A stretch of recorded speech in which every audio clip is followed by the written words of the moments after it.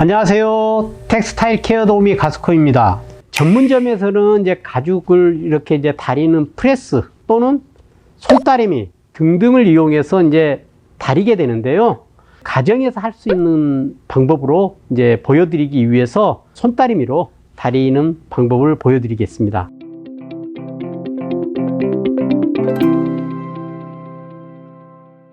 다리면서 보여드릴게요. 안쪽을 먼저 다리고요. 다릴 때는 가죽을 다릴 때는 다리미 시트인데요. 처음보다도 이런 다리미 시트가 좋아요. 자, 이렇게 조금 눌러서 다려주고요. 자, 이렇게 다리겠습니다. 자, 이 안감도 이렇게 좀 잘 잡아서 눌러주면 좋습니다.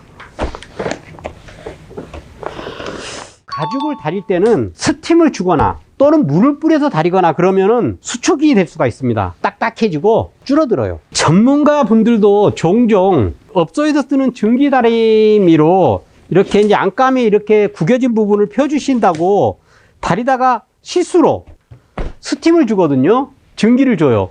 그때 전기가 천을 투과해서 이쪽 가죽에 닿게 되고 딱딱해지고 줄어들게 됩니다. 이쪽을 다리겠습니다. 이쪽도. 오른쪽 편은 제가 이렇게 다림질을 해서 염색을 하고, 그리고 한쪽은 안 하고, 이렇게 해서 비교 영상을 보여드리도록 하겠습니다. 그러니까 다 하면 비교가 안 되니까 반만 해서 비교를 하겠습니다. 자, 이렇게. 자.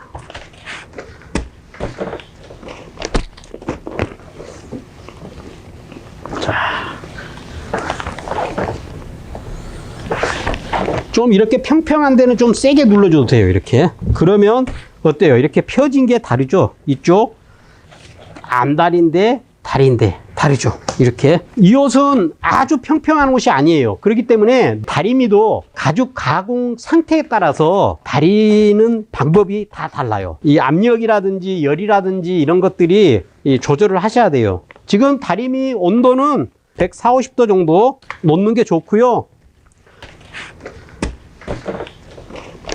이렇게 좀 눌러서 이렇게 하는 이유는 다려졌나 안 다려졌나 살피는 겁니다. 이게.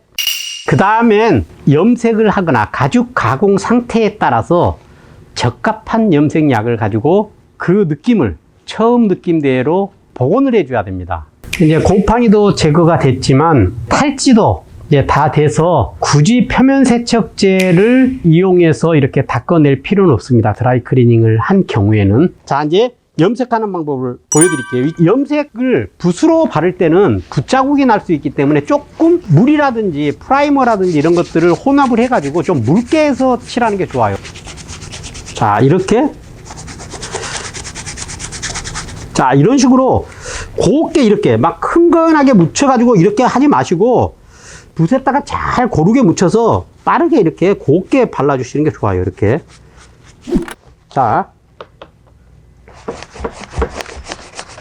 사실은 세탁을 해도 곰팡이가 심한 경우에는 틈새에 곰팡이가 빠지지 않고 남는 경우가 많습니다. 그래서 염색까지 해야 되는 거예요, 이게.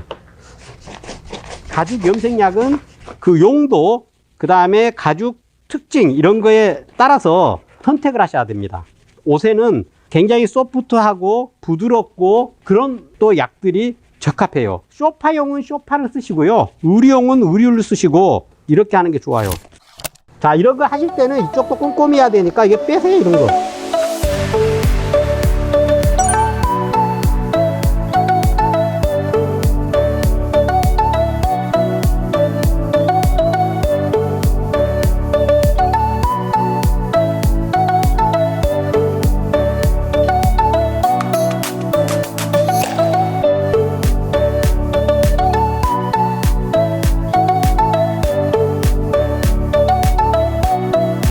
그 다음에 이제 염색이 됐고요. 이제 코팅제를 발라야 되는데 이 옷 같은 경우에는 코팅제를 사용을 할 때 묽게 쓰는 게 좋아요. 그래서 물을 한 10% 20% 타는 것도 좋고요. 그 다음에 염색약이 남아있다고 해서 그걸 씻어낼 필요 없어요. 조금 남은 경우에는 같이 섞어주세요. 자, 이렇게 해서 광택에 맞는, 광도에 맞는 염색약을 발라주시면 됩니다. 염색약을 바를 때는 막 때려끼듯이 문지르지 마시고 이렇게 그냥 가볍게 펴 바르는 느낌으로